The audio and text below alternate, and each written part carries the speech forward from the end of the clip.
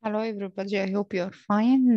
This is Post-colonial Reading of White Sargasso Sea by Jane Rhys.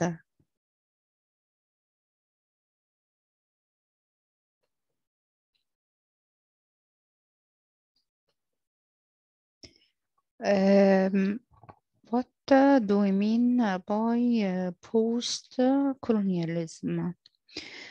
Post-colonialism is a 20th century cultural, intellectual, political, and literary movement.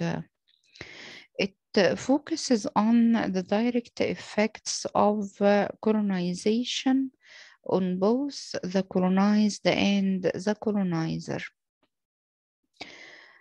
It relates to some issues such as Orientalism الاستشراق أو دراسة الشرق بواسطة العلماء الغربيين Otherism مفهوم الآخر National Identity الهوية The Subaltern المهمشين and the Hybridity الهجين أو المزيج بين الشخصيات In literature, post-colonial writings are sometimes called the New English literature because it includes the writings of those who try to defy or resist يقاوم the colonial writers and the colonial texts. So that this is called writing back literature. It's a form of resistance. Post-colonial criticism consists of reading or rereading the colonial texts such as Robinson Crusoe, Heart of Darkness, Jane Eyre, A Passage to India, written in or after the colonization. While the process of rereading these colonial texts, the critic has to illustrate the racist or colonial undertones. Post-colonial criticism covers the veil or uncovers or illustrates or shows the reality that colonial writings aim to stress inferiority or lower status of the colonized people and to establish superiority of the colonizer. The aims or goals of post-colonial criticism is to deconstruct or destroy the imperialist perspective.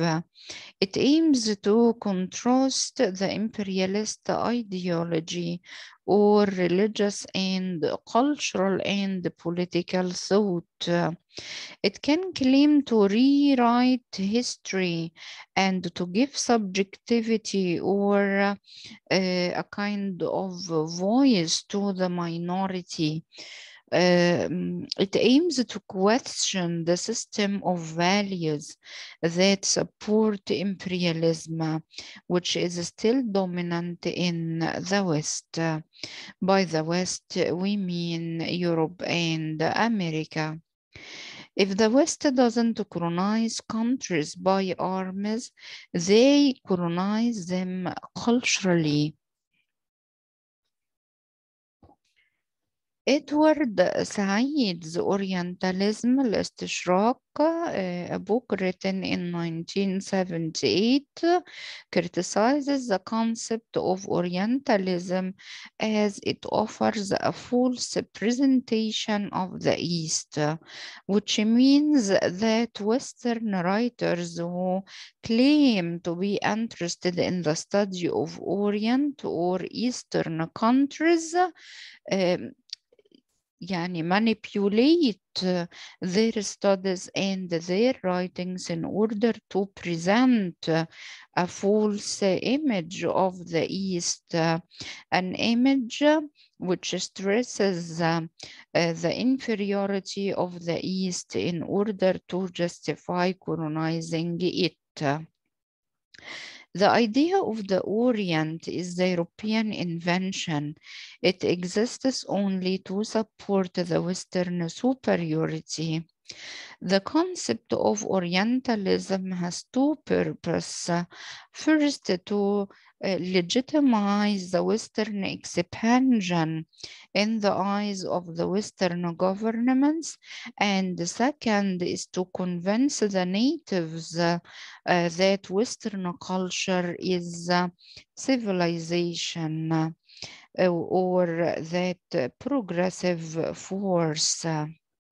Spivak is concerned with the voice of minorities or the subaltern. In her essay, Can the Subaltern Speak? Spivak refers to that previously marginalized group. The subaltern have to write back to reach their voice, to express their voice and reach it to the majority, to correct the stereotypical negative images assigned to them or covered about them. Spivak believed that Charlotte Bronte, the author of Jane Eyre, had elevated the character of Jane Eyre because she is a white woman at the expense على حساب Bertha, as she was not British. She was half brown, half white. Spivak, in her essay Three Women's Text and a Critique of Imperialism, values Jane Rhys for telling the story of Bertha Mason through the Creole perspective, or through the perspective of a Caribbean woman in the name of Antoinette. So that Jane Rhys gives importance to a Creole woman or a Caribbean woman. But Spivak criticizes the author or Jane Rhys for marginalizing the native inhabitants of West Indies. As we see in the novel, all the Caribbean characters are marginalized with the exception of Christophine, who has the power of Obeah or black magic, yet the rest of the servants and the ex-slaves and the townspeople are still marginalized. Post-colonial criticism is also concerned with the question of identity. The previously colonized people try to form a new national identity for themselves and to resist or defy or to try to change the imposed culture of the colonizer and to give an authentic image or real image of themselves other than بخلاف the image given about them by the colonizer. In White Sargasso Sea, Jane Rhys confronts or meets the possibility of another side to Jane Eyre. The character of the mad Creole is given voice, dignity, karama, identity, هوية, and the right to tell the reader الحق إنها تتكلم مع القارئ, to tell the reader of her side of the story, her point of view of the story, to speak about her character. Language is very important in post-colonial studies because language is one of the aspects of identity. It faced the language of the colonizer. Post-colonial texts are interested in identity. Baba discusses the concept of hybridity in his writings. It's related to mixing the two identities, the colonizer and the colonized, in order to reach a compromise, a middle ground, that of the colonizer and the colonized. Rhys' work, White Sargasso Sea, offers a retelling of part of Bronte's novel with a specific attention, with a specific care or importance paid to the large negative effects of European colonization on the culture of the Caribbean. Post-colonial writing attempts to revise or correct the often accepted European-made historical details by providing accounts or stories from the perspective or the point of view of the colonized peoples, الشعوب المستعمرة, generally repressed minority groups, مجموعات الناس الأقليات المقهورة. In this case, Rhys gives voice to the Bronte's Creole madwoman who was presented as demonic, شيطانية, and bestiary, وحيوانة, by Bronte, a character she sympathetically reconfigures as Antoinette, or represented as Antoinette in White Sargasso Sea. The vision of Bertha or Antoinette as an insane or a mad woman, offspring, child from a family plagued by, infected by madness, is no longer plausible or accepted by the reader. By imagining Antoinette's history before being locked or imprisoned in the attic, Rhys calls into question the racial characterization of her literary predecessor or previous writer. Here means Charlotte Bronte. In this vein or in this context, Antoinette's nameless English husband, who is called Rochester in Bronte's novel, represents the powerful colonizer who is imperialistic, الاستعماري, and the patriarchal oppression والقهر الذكوري causes Antoinette's madness.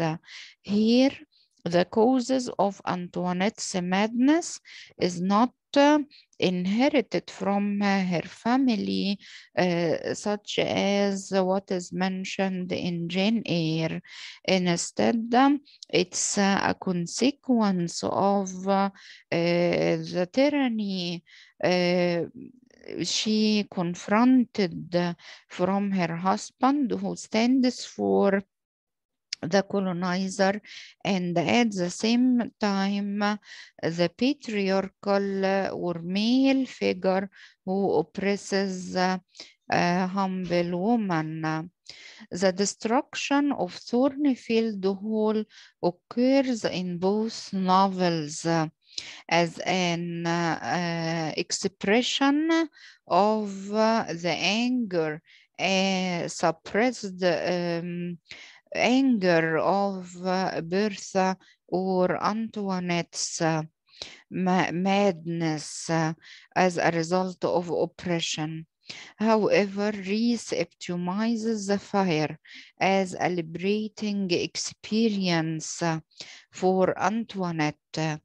A Thornfield Hall represents domestic ideas or of Britishness, or that Thornfield Hall symbolizes the interior of England with its countryside and big houses, which is subject to the British code of morals and behaviors. This is the end of our lecture for today. Thanks for watching and goodbye.